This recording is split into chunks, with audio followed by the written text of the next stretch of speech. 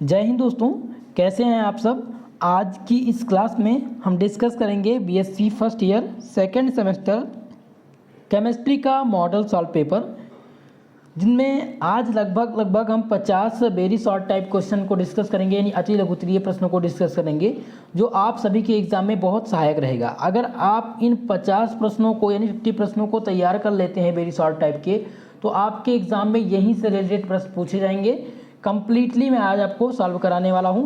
दोस्तों, ये class NEP के तहत चल रही है, यानी कि नई शिक्षा नीति जो लागू हुई है 2020 में, उसके तहत ये क्लास संचालित की जा रही है, जिसमें सभी यूनिवर्सिटी का पाठ्यक्रम सेम हो गया है। तो अगर आपकी यूनिवर्सिटी में आपका एग्ज़ाम रिटर्न पैटर्न पर होना, यानी लिखित परीक्षा आपकी होनी है। लिखित परीक्षा कहाँ कहाँ पे होनी, मैं आपको बता दूँ। कुछ यूनिवर्सिटी के नाम है, जैसे कि पहला हो जाता है अवध यूनिवर्सिटी, दूसरी यूनिवर्सिटी है वीर बहादुर पूर्वांचल यूनिवर्सिटी, लखनऊ यूनिवर्सिटी, और कुछ और यूनिवर्सिटी हैं जिनके नाम मैं आप लोग को यहाँ पर बताना उचित नहीं समझूंगा। आप लोग अगर चाहे जिस यूनिवर्सिटी से, अगर आपको कोई डाउट है कि किस यूनिवर्सिटी में रिटर्न होगा या ऑब्जेक्टिव होना, तो आप कमेंट बॉक्स में कमेंट करिएगा। मैं आप लोग को बता दूंगा कि कौन सी यूनिवर्सिटी में ऑब्जेक्टिव होना है और कौन सी यूनिवर्सिटी में रिटर्न होगा। ठीक है दोस्तों, तो बीएससी सेकेंड सेमेस्टर में जो आप केमिस्ट्री पढ़ रहे हैं दोस्तों, उसका नाम है bio organic and medicinal chemistry, जैव कार्बनिक एवं औषधीय रसायन विज्ञान। ठीक है, चलिए क्लास को स्टार्ट करते हैं। जोरदार तरीके से सभी लोग वीडियो को ज़्यादा से ज़्यादा लोगों में शेयर कर दीजिए, और जो भी हमारे चैनल पर पहली बार जुड़ रहे हैं, चैनल को जरूर सब्सक्राइब कर लेंगे। चलिए पहला प्रश्न हम सॉल्व करते हैं दोस्तों। पहला प्रश्न यहाँ पर पूछा गया है कि which functional group are present in carbohydrate. Carbohydrate में कौन सा फंक्शनल ग्रुप प्रेजेंट रहता है। ऑप्शन यहाँ पर देखिए। अब सबसे पहले बात कार्बोहाइड्रेट में, अब आप ध्यान देंगे कि यहाँ पर पूछ रहा है, क्या पूछ रहा है कि कौन सा फंक्शनल ग्रुप जो होगा वो कार्बोहाइड्रेट में प्रेजेंट होगा। तो carbohydrate contain the following functional group. Carbohydrate जो है वो फॉलोइंग फंक्शनल ग्रुप कंटेन करता है, जैसा कि पहला है एल्कोहलिक हाइड्रोक्सिल ग्रुप, जिसे OH समूह कहते हैं। दूसरा है एल्डिहाइड ग्रुप, जिसे CHO समूह कहते हैं। और तीसरा है दोस्तों कीटोनिक ग्रुप, जिसे क्या कहते हैं, COOH। यहाँ पर R और R हो जाएगा। ठीक है, तो कार्बोहाइड्रेट के कौन से क्रियात्मक समूह होते हैं। तो कार्बोहाइड्रेट में आप लिखेंगे कि निम्नलिखित क्रियात्मक समूह होते हैं। पहला है क्या हाइड्रोक्सिल समूह, जिसे OH समूह कहते हैं। दूसरा है एल्डिहाइड समूह, और तीसरा है कीटोनिक ग्रुप। ठीक है, ये तीन फंक्शनल ग्रुप वर्क करते हैं कार्बोहाइड्रेट में। पहले क्वेश्चन का आंसर ये रहेगा। ठीक है, इसी प्रकार से आप लिखेंगे। चलिए नेक्स्ट क्वेश्चन को हम ध्यान देते हैं। नेक्स्ट क्वेश्चन क्या पूछा जाएगा। नेक्स्ट क्वेश्चन पूछा जा सकता है कि मोनोसैकेराइड क्या है, व्हाट आर मोनोसैकेराइड। और मोनोसैकेराइड में अगर आप देखिए, यही प्रश्न अगर आपके शॉर्ट आंसर में आ जाए, ठीक है, अगर शॉर्ट आंसर में पूछा जाएगा तो आपसे आएगा कि डिफरेंस बताइए मोनोसैकेराइड, ओलिगोसैकेराइड और पॉलीसैकेराइड में क्या बताना है, डिफरेंस बताने के लिए आएगा। लेकिन अगर ये प्रश्न ध्यान देंगे, अगर ये प्रश्न आपसे केवल और केवल पूछा जाए व्हाट आर मोनोसैकेराइड, ठीक है, तो मोनोसैकेराइड क्या होते हैं। तो these are unit carbohydrate with the polyhydroxy aldehyde और ketones. These sugar are simplest and non hydrolysable. दोस्तों, मोनोसैकेराइड पॉलीहाइड्रोक्सी एल्डिहाइड व कीटोन के साथ इकाई कार्बोहाइड्रेट होते हैं। क्या होते हैं, जो मोनोसैकेराइड होते हैं वो पॉलीहाइड्रोक्सी एल्डिहाइड व कीटोन के साथ इकाई कार्बोहाइड्रेट हैं। ये शर्करा सरल और नॉन हाइड्रोक्सिबल है। ये शर्करा जो होती है वो क्या होती है, सरल और नॉन हाइड्रोक्सिबल होती है। ठीक है दोस्तों, तो ये है मोनोसैकेराइड की परिभाषा। इतना ही अगर आप लिख देते हैं एग्जाम में, तो यही प्रश्न आपके एग्जाम में बन जाएंगे। ठीक है, जैसे कि अगर मोनोसैकेराइड की बात हो रही थी, अगर यहीं पर पॉलीसैकेराइड पूछ लिया जाए और आपसे ओलिगोसैकेराइड पूछ लिया जाए, तो तीनों में डिफरेंस जब पूछा जाएगा तब आप उत्तर लिखेंगे ये शॉर्ट आंसर में, जिसमें आपको लिखना होता है 200 शब्दों में इसका आंसर। लेकिन जब आपसे केवल और केवल मोनोसैकेराइड आ जाएगा तो 50 शब्द लिखने के लिए होते हैं। लेकिन एग्जैक्ट देखिए, मैं इसीलिए ये प्रश्न करा रहा हूँ क्योंकि आप लोग को पता चले। केवल और केवल अगर आप इतना लिख देते हैं कि मोनोसैकेराइड है, तो these are unit carbohydrate with polyhydroxy aldehyde और ketone. These sugar are simplest non hydrolysable. ठीक है, इतना आपको लिख देना है। चलिए नेक्स्ट क्वेश्चन देखते हैं क्या पूछा जा सकता है। ये है पॉलीसैकेराइड क्या होती हैं। What are polysaccharide. पॉलीसैकेराइड क्या होते हैं, तो these are the tasteless amorphous and water insoluble solid which may form a colloidal superposition in water। Suspension in water, यानी कि पॉलीसैकेराइड क्या होते हैं दोस्तों, तो जो पॉलीसेकेराइड होते हैं ये स्वादहीन होते हैं, आकारहीन होते हैं और पानी में ये अघुलनशील ठोस होते हैं। ठीक है, ये क्या होते हैं? पॉलीसेकेराइड स्वादहीन, सबसे पहले तो ये स्वादहीन होते हैं, दूसरा ये क्या होते हैं? आकारहीन होते हैं और ये पानी में अघुलनशील होते हैं, जो पानी में कोलाइडल निलंबन बनाते हैं। ये क्या करते हैं? ये पानी में कोलाइडल निलंबन बना सकते हैं। तो ये क्वेश्चन हो जाएगा, इतना ही आपको अंतर लिखना है। अब नेक्स्ट क्वेश्चन देखिए क्या पूछा जा सकता है आपके एग्जाम में। पूछा जा सकता है व्हाट आर इपीमर एंड इपीमेराइजेशन, यानी कि यहाँ पर है इपीमेराइजेशन पूछा गया है, लेकिन ये क्वेश्चन जो है ये अभी हाल ही में रज्जू भैया यूनिवर्सिटी का पेपर हुआ जहाँ पर एनोमर, इपीमर और एनोमर पूछा गया था कि what are epimer and anomer. तो ये दोनों महत्वपूर्ण है, इपीमर और एनोमर बहुत ही महत्वपूर्ण है, इसको आप कंप्लीटली तैयार कर लीजिएगा, शॉर्ट आंसर टाइप का क्वेश्चन है ये। ठीक है, चलिए, तो इपीमर क्या होते हैं? These are the optical isomer होते हैं। इपीमर जो होते हैं ऑप्टिकल आइसोमर होते हैं which differ in the configuration at only one asymmetric carbon atom, generally alpha carbon that is the carbon 2, इसे कार्बन 2 के नाम से जानते हैं। The process of the converting one epimer into other epimer, the process of the converting यानी कि वह process जो इपीमर को क्या करता है? इपीमर को कन्वर्ट करता है, यानी the process of converting one, एक इपीमर को दूसरे इपीमर में कन्वर्ट करता है, उसी को क्या कहते हैं? इपीमराइजेशन कहते हैं। ठीक है, चलिए अब कंप्लीट समझ लेते हैं कि इपीमर क्या है। तो these are the optical isomer which differ in the configuration at only one asymmetric carbon atom, generally alpha carbon that is the carbon 2, and the process of the converting one epimer into other epimer, that is the inversion of configuration of asymmetric center, generally alpha in the molecule contain the several asymmetric center is known as epimerization। Okay, इतनी बात समझ में आ गई कि जो इपीमर होते हैं दोस्तों वो क्या होते हैं? ये प्रकाशिक ऑप्टिकल आइसोमर होते हैं जो केवल एक असममित कार्बन परमाणु समानता अल्फा कार्बन अर्थात कार्बन 2 पर विन्यास में भिन्न होते हैं और एक इपीमर को दूसरे में परिवर्तित करने की प्रक्रिया होती है, अर्थात कई सममित केंद्रों वाले अणु में एक असममित केंद्र होते हैं जिनका विन्यास व्युत्क्रम क्या कहलाता है? जिनका विन्यास व्युत्क्रम कहलाता है इपीमेराइजेशन, यानी कि एपिमेरीकरण कहलाता है। ठीक है, चलिए अब नेक्स्ट क्वेश्चन जो आपसे पूछा जा सकता है वो एनोमर पूछा जा सकता है। एनोमर बहुत ही महत्वपूर्ण है, एनोमर बहुत ही ज़्यादा महत्वपूर्ण है दोस्तों। ठीक है, चलिए अब यहाँ पर है व्हाट आर एनोमर। तो an anomer is a cyclic saccharide and epimer that differ in the configuration, especially at the hemiaxial या acetal carbon, also called the anomeric carbon in the additional range. Asymmetric carbon is the credited by the formation of ring structure of the glucose, that the carbon is called the anomeric carbon। दोस्तों anomer जो होता है एक चक्रीय saccharide और एक इपीमर भी होता है। क्या होता है? एनोमर एक चक्रीय सैकेराइड और एक एपीमर होता है जो विन्यास में क्या होता है? भिन्न होता है, जो विन्यास में भिन्न होता है और विशेष रूप से ये हेमी एसिटिल कार्बन, जिसे एनोमर कार्बन भी कहा जाता है, ग्लूकोज की वलय संरचना के निर्माण से एक अतिरिक्त वलय सम्मित कार्बन बनता है, उसी कार्बन को क्या कहते हैं? Anomeric carbon.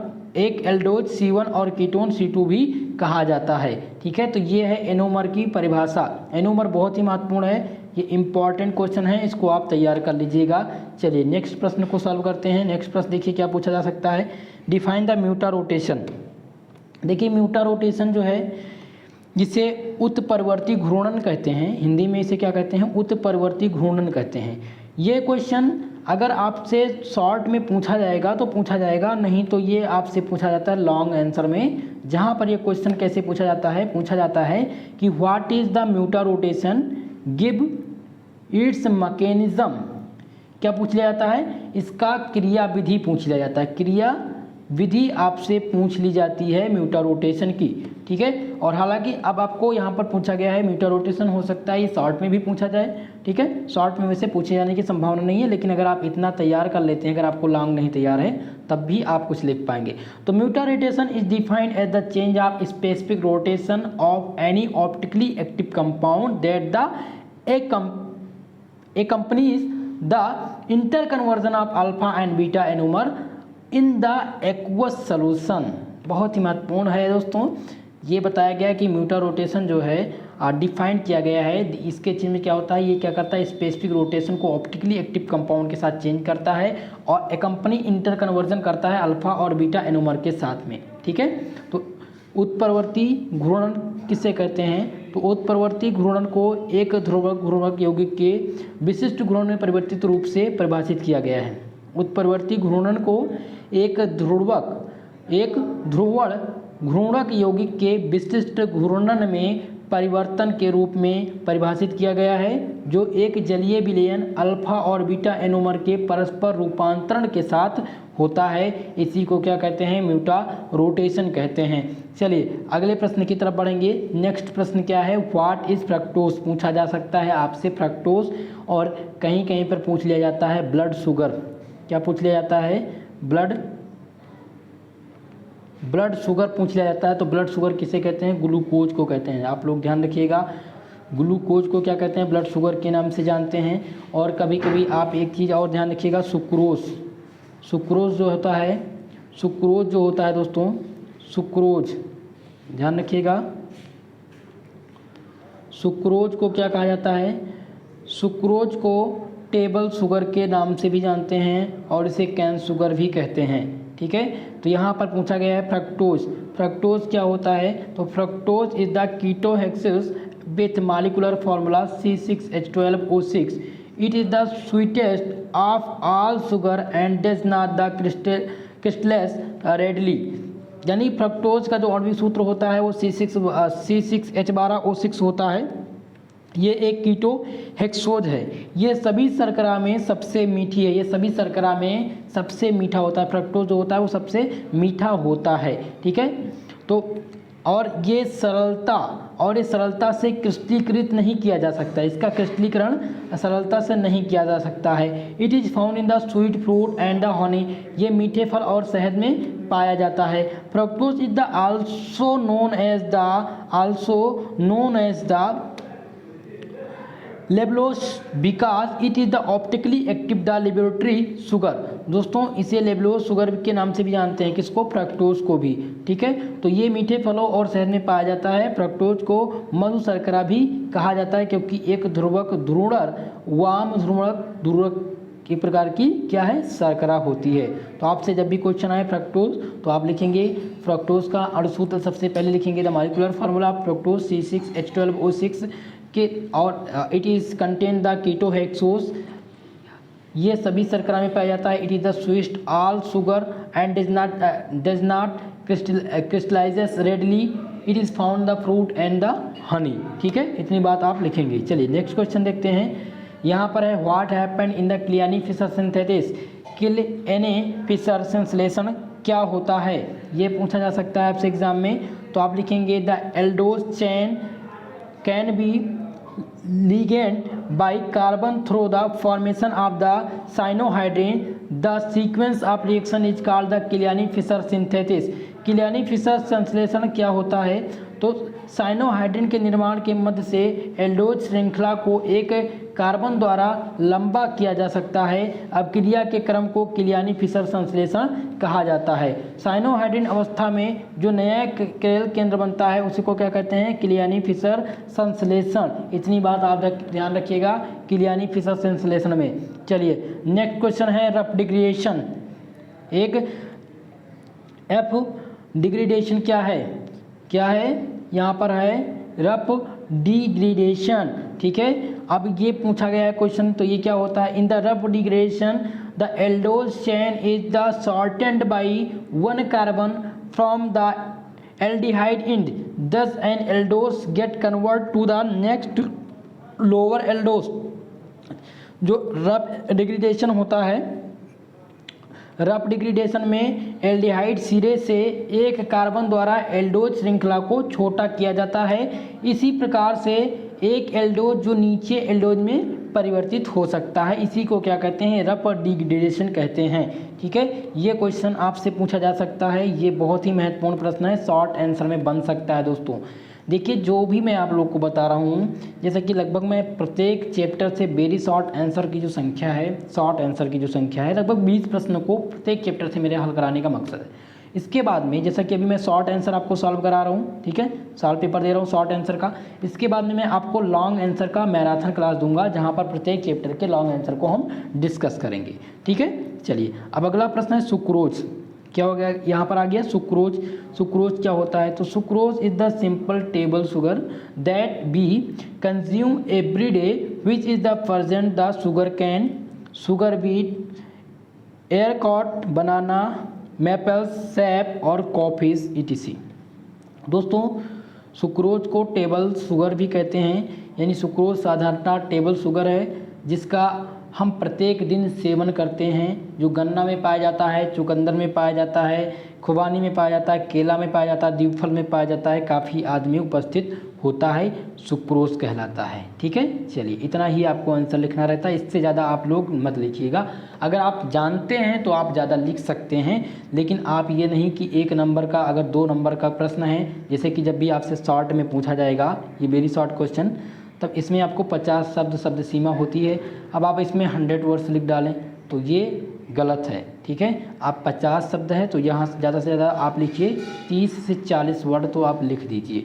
ठीक है, चलिए अब यहाँ पर है what happened when the sucrose is heated. अगर सुक्रोज को हम गर्म करते हैं तो क्या होता है, बहुत ही आसान सा प्रश्न है कि अगर हम सुक्रोज को गर्म कर देते हैं तो क्या होता है। तो if sugar is heated above the melting point, its melting point and form the one amorphous solid caramel that the use of the colouring and the flavouring agent in food in the dish. दोस्तों यहाँ पर sucrose को गर्म करने पर क्या होता है, तो जब हम सुक्रोज को क्या करते हैं, गर्म करते हैं, उसके गलनांक के ऊपर तक, जो उसका गलनांक होता है उसके ऊपर तक गर्म करते हैं, तो ये एक भूरे रंग का अक्रिस्टलीय ठोस दो कैरामेल शुष्क शर्करा बन जाता है।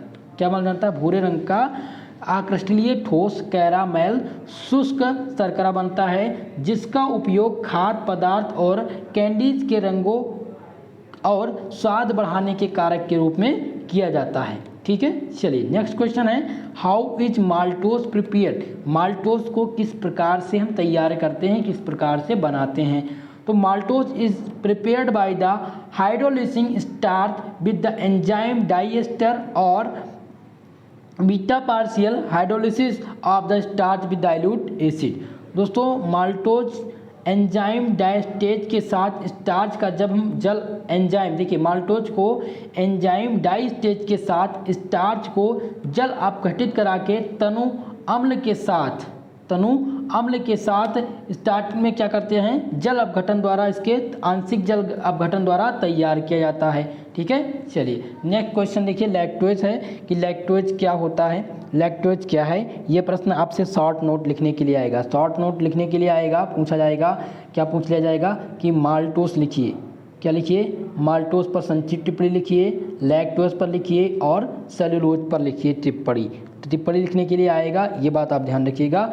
लैक्टोज है यहाँ पर कि लैक्टोज क्या होता है, तो lactose is only sugar which ice risk in the milk and thus it is the named by the milk sugar.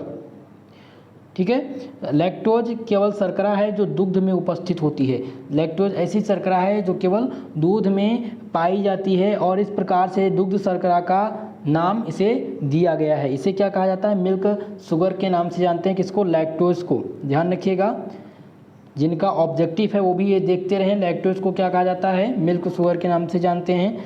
The content of lactose in cow milk is about 4% and human milk about 6 to 8%. Contrasting to other the carbohydrate, it is only found in the animal and not in the plants. दोस्तों lactose जो होती है केवल एक शर्करा होती है जो दूध में उपस्थित होती है। इसी प्रकार से हम इसे दुग्ध शर्करा के नाम से जानते हैं। गाय के दूध में लैक्टोज की जो मात्रा होती है वो 4% होती है और मानव दूध में इसकी जो परसेंटेज होती है वो 6 से 8% होती है। अन्य कार्बोहाइड्रेट के विपरीत ये केवल जानवरों में पाया जाता है और ये पौधों में नहीं पाया जाता है। नेक्स्ट क्वेश्चन है what happened when lactose is hydrolysis. क्या होता है अगर लैक्टोज का जल अपघटन करा दें। तो lactose produce the equimolar mixture of D glucose and D galactose on hydrolysis that indicates the presence of molecules in the lactose. दोस्तों अगर हम लैक्टोज का जल अपघटन करा दें तो हमें लैक्टोज का जल अपघटन जब कराएंगे तो हमें डी ग्लूकोज और डी गैलेक्टोज के सममोलर मिश्रण का उत्पाद बन के मिलता है जो लैक्टोज के इन अणुओं की उपस्थिति को क्या करता है, इंगित करता है। अब हम सेकंड चैप्टर के दोस्तों सेकंड चैप्टर आपका है केमिस्ट्री ऑफ प्रोटीन। तो सेकंड चैप्टर के हम अब वेरी शॉर्ट टाइप को डिस्कस करेंगे। तो सेकंड चैप्टर में पहला जो प्रश्न बन जा सकता है वो बन सकता है कि what are essential amino acid और नॉन इसेंशियल एमिनो एसिड। आवश्यक और अनावश्यक एमिनो एसिड क्या होते हैं, एमिनो अम्ल क्या होते हैं। तो आवश्यक एमिनो अम्ल क्या होता है, ये अमीनो अम्ल जिन्हें अपरिहार्य अमीनो अम्ल भी कहा जाता है, आहार स्रोतों से प्राप्त होते हैं। ये आहार स्रोतों से प्राप्त होते हैं क्योंकि वह शरीर में संश्लेषित ये शरीर में क्या करते हैं, संश्लेषण नहीं कर पाते हैं। ऐसे अमीनो अम्ल के उदाहरण जैसे वेलिन, आइसोसेलुलोसिन, ट्रिप्टोफैन और मेथियोनिन, ल्यूसीन, फेनिन, एलिनिन और थ्रियोनिन और लाइसिन होते हैं। ठीक है, ये क्या है, एक प्रकार के आवश्यक एमिनो अम्ल हैं। इनके नाम आप याद रख लीजिएगा, जिनका ऑब्जेक्टिव है उनके लिए बहुत ही महत्वपूर्ण है। नेक्स्ट क्वेश्चन है ज्यूटर आयन, जिसे ज्यूटर आयन बहुत महत्वपूर्ण है, जिसे समविभव बिंदु का माफ करिएगा ज्यूटर आयन को ज्यूटर आयन ही कहते हैं। ज्यूटर आयन समविभव बिंदु कहते हैं आइसो इलेक्ट्रिक पॉइंट को। तो यहाँ पर है कि what are zwitter ion, zwitter ion क्या होते हैं। तो द ज्यूटर आयन और dipolar ion is a hybrid molar having the positive and negative ionic group. The majority of the Jupiter ion are the electrically natural. दोस्तों जो zwitter ion होते हैं, zwitter ion या इन्हें ध्रुवीय आयन एक संकर अणु हैं जिनमें धनात्मक और ऋणात्मक आयनित समूह होते हैं, जिनमें धनात्मक और ऋणात्मक यानी कि इन्हें पॉजिटिव और निगेटिव आयनिक ग्रुप होते हैं। अधिकांश ज्यूटर आयन विद्युत रूप से उदासीन होते हैं, केवल फार्मल आवेश समानता शून्य होता है। ठीक है, इतनी बात आप ध्यान रखेंगे। चलिए ज्यूटर आयन क्या होते हैं, बस आपको इतना ही लिख देना है। हालांकि ज्यूटर आयन और आइसो इलेक्ट्रिक पॉइंट ये महत्वपूर्ण टॉपिक हैं चैप्टर 2 के। संक्षिप्त टिप्पणी लिखने के लिए भी पूछा जा सकता है आपसे। चलिए क्वेश्चन नंबर 3 पर ध्यान देते हैं। What are the isoelectric point, यहाँ पर पूछा गया है समविभव बिंदु किसे कहते हैं। तो iso electric point is the pH at which is a specific amino acid does not migrate the undergoes the effect of the electrical field and each amino acid has the characteristic isoelectric point. For example, the isoelectric point of the glycine at pH 6.1. दोस्तों समविभव बिंदु क्या होता है, तो समविभव बिंदु वह बिंदु है, समविभव बिंदु वह पीएच है जिस पर एक विशिष्ट एमिनो अम्ल विद्युत क्षेत्र के प्रवाह में पलायन नहीं करता है और प्रत्येक एमिनो अम्ल एक विशिष्ट समविभव बिंदु होता है। उदाहरण के लिए जैसे ग्लाइसिन का समविभव बिंदु जो होता है वो कितना होता है, पीएच बराबर 6.1 होता है। ठीक है, पीएच इक्वल टू कितना हो जाएगा, 6.1 हो जाएगा। ये किसका है, ये ग्लाइसिन का है। नेक्स्ट क्वेश्चन है दोस्तों कि व्हाट आर द फेब्रियस प्रोटीन, जिसे रेशेदार प्रोटीन, हिंदी में से रेशेदार प्रोटीन के नाम से जानते हैं। तो रेशेदार प्रोटीन क्या होती हैं, तो ये प्रोटीन रेशेदार की तरह रेशे की तरह आकार में होती हैं जो जल में अघुलनशील होती हैं और इन्हें पचाया नहीं जा सकता है। रेशेदार प्रोटीन को क्या किया जा सकता है, पचाया नहीं जा सकता है। और एल्बुमिनोइड्स तथा स्क्लेरो प्रोटीन रेशेदार प्रोटीन के प्रमुख समूह का निर्माण करते हैं। दोस्तों रेशेदार प्रोटीन से आप ध्यान रखिएगा, ये प्रश्न में आ सकता है कि रेशेदार प्रोटीन क्या होती हैं। तो रेशेदार प्रोटीन का आकार जो होता है रेशे के आकार का होता है। ये जल में अघुलनशील होती हैं और इन्हें पचाया नहीं जा सकता है। चलिए, what are secondary derivative protein, द्वितीयक व्युत्पन्न प्रोटीन क्या होती हैं? द्वितीयक व्युत्पन्न प्रोटीन क्या होती हैं? तो these protein are the degraded due to the breakdown of the peptide bond product of the protein और the progressive hydrolytic product of protein undergo hydrolysis, for the example proteoses, polypeptides और peptides.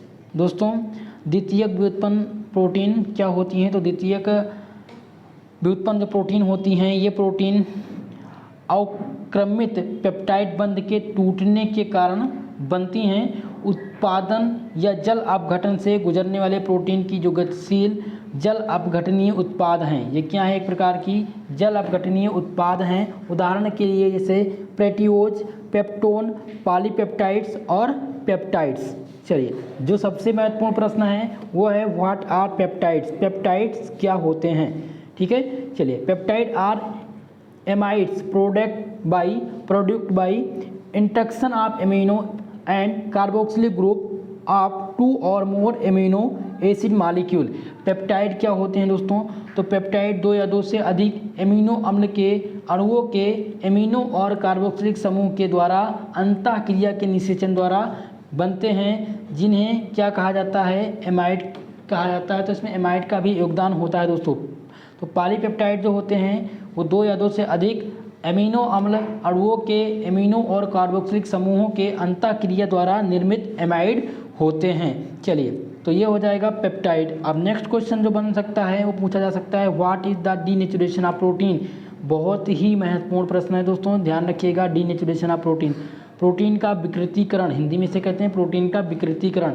तो denaturation is the phenomena of the destruction of the native protein structure. Native protein structure, it is the result in the lost secondary, tertiary and quaternary structure of protein. It includes change in the physical, chemical and biological properties of protein molecules. ठीक है, यानी कि protein की जो विकृतीकरण होती है वो क्या होती है? तो विकृतीकरण जो होती है दोस्तों, विकृतीकरण मूल प्रोटीन संरचना के संगठित होने की एक परिघटना है। इसके परिणाम स्वरूप प्रोटीन का द्वितीयक, तृतीयक और चतुर्थार्धक संरचना का हानि होता है। इसमें प्रोटीन अणुओं के भौतिक, रासायनिक और जैविक गुण के परिवर्तन भी शामिल होते हैं। इसी को कहते हैं प्रोटीन का विकृतीकरण। प्रोटीन का डीनेचुरेशन बहुत ही ज़्यादा महत्वपूर्ण है दोस्तों। ठीक है, तो प्रोटीन का विकृतीकरण अगर आपसे पूछा जाए तो आप लिखेंगे denaturation is the phenomena of the disorganization of native protein structure. It is the result in the lost secondary, tertiary and quaternary structure of protein. It is include change in the physical, chemical and biological properties of protein molecule. पूछा गया दोस्तों, जो next प्रश्न बन सकता है वो coenzyme पूछा जा सकता है कि कोएंजाइम क्या होती हैं। कोएंजाइम बहुत ही महत्वपूर्ण है, ये इलाहाबाद स्टेट यूनिवर्सिटी में इस बार पूछा गया था। तो कोएंजाइम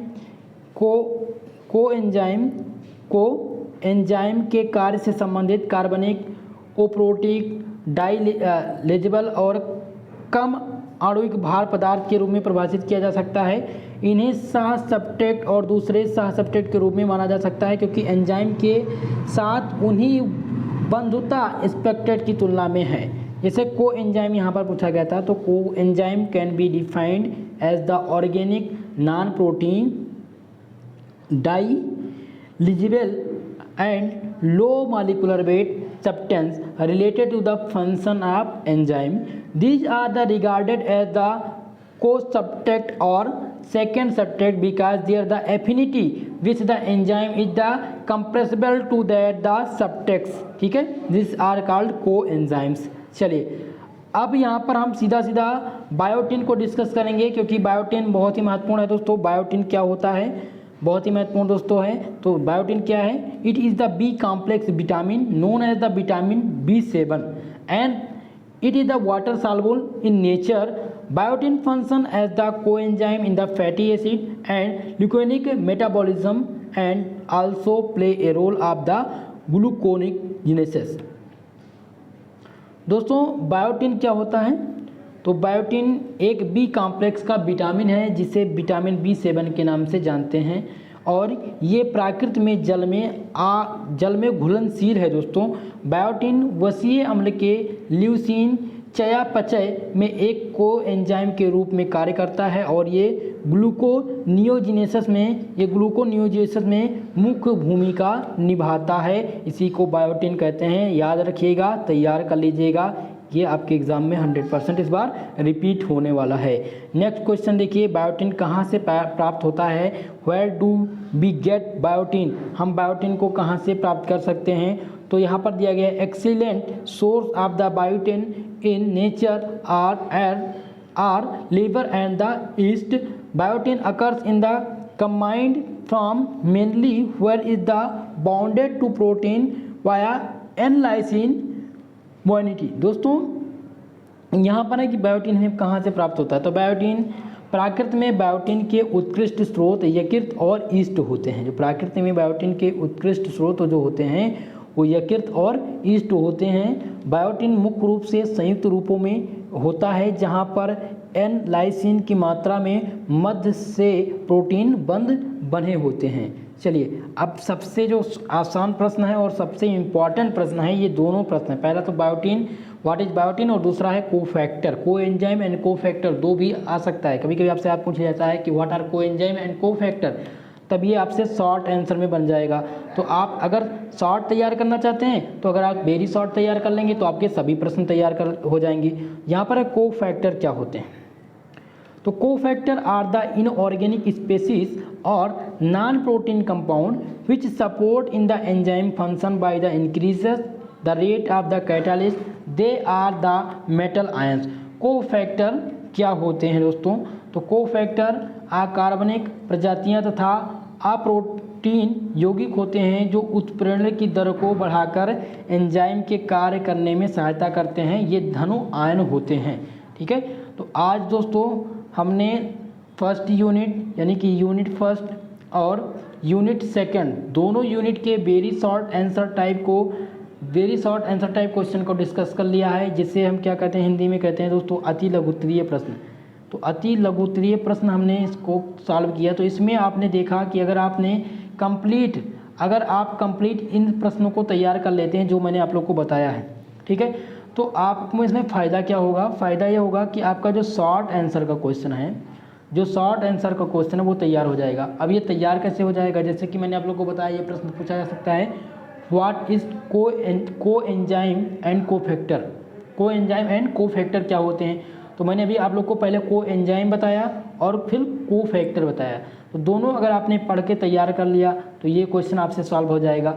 दूसरी बात मैंने आप लोग को बताया था कि जैसे कि आपसे शॉर्ट नोट लिखने के लिए आता है लैक्टोज पर, माल्टोज पर और सुक्रोज पर। अगर ये तीनों आपने पढ़ा तो वेरी शॉर्ट में आपने पढ़ा हुआ है, तो आपने वेरी शॉर्ट में पढ़े हैं, तो शॉर्ट जब भी आपसे शॉर्ट का क्वेश्चन पूछा जाएगा तो आपसे दो पूछा जाएगा, माल्टोज या लैक्टोज पूछा जाएगा, तो उस पर आप संक्षिप्त टिप्पणी भी लिख पाएंगे और कंप्लीट आपको नंबर मिल जाएगा। तो इसीलिए ये प्रश्न बहुत ही महत्वपूर्ण है, कंप्लीटली इनको तैयार कर लीजिएगा। इसका PDF देखिए दोस्तों, PDF भी आपको बिल्कुल मुफ्त में मिलता है। PDF के लिए आपको टेलीग्राम चैनल ज्वाइन करना होगा या डिस्क्रिप्शन बॉक्स में लिंक दिया गया है PDF का, वहाँ से आप डाउनलोड कर सकते हैं। PDF अगर ओपन नहीं हो रहा तो आप सर्च कर लीजिए SP स्टडी चैनल फर्स्ट, वहाँ से आपको PDF मिल जाएगा। तो आज की ये क्लास आप सबको कैसी लगी कमेंट बॉक्स में कमेंट करके ज़रूर बताइएगा। आज के लिए बस इतना ही, मिलते हैं अगली क्लास में। कल की क्लास में दोस्तों हम डिस्कस करेंगे लगभग आपके 3 चैप्टर के वेरी शॉर्ट टाइप क्वेश्चन, और उसके बाद में शॉर्ट टाइप क्वेश्चन को डिस्कस करने के बाद मैराथन क्लास होगी जिसमें हम लॉन्ग आंसर टाइप क्वेश्चन को डिस्कस करेंगे। ठीक है दोस्तों, तो आज के लिए बस इतना ही, मिलते हैं अगली क्लास में। तब तक के लिए जय हिंद, जय भारत।